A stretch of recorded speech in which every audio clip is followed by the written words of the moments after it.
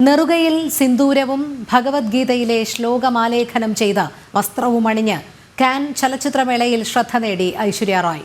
Operation സിന്ദൂറിന്റെ നിശബ്ദ സന്ദേശവുമായാണ് അഭിനേത്രിയും മുൻ ലോകസുന്ദരിയുമായ ഐശ്വര്യ റായ് ബച്ചൻ കാനിൽ ഇത്തവണ തിളങ്ങിയത്.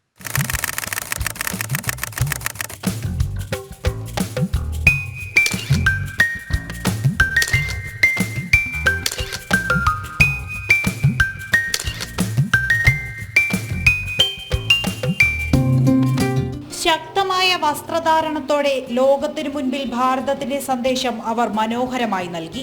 സംസ്കൃതത്തിൽ ഭഗവത്ഗീതയിലെ ശ്ലോകമാലേഖനം ചെയ്ത വെള്ളിക്കേപ്പുള്ള കറുത്ത ഗൗണും നെറുകയിൽ സിന്ദൂരവും ഐവറി നിറത്തിലെ സാരിയുമായിരുന്നു ഐശ്വര്യ റായിയെ കാൻ ചലച്ചിത്രമേളയിൽ ഇത്തവണ വേറിട്ടതാക്കിയത്.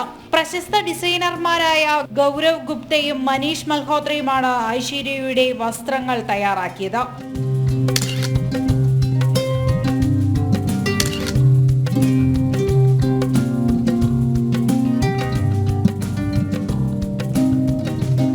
ഓപ്പറേഷൻ സിന്ദൂറിന്റെ സന്ദേശം ലോകത്തിന് നൽകുക എന്നതായിരുന്നു താരത്തിന്റെ ശ്രമം.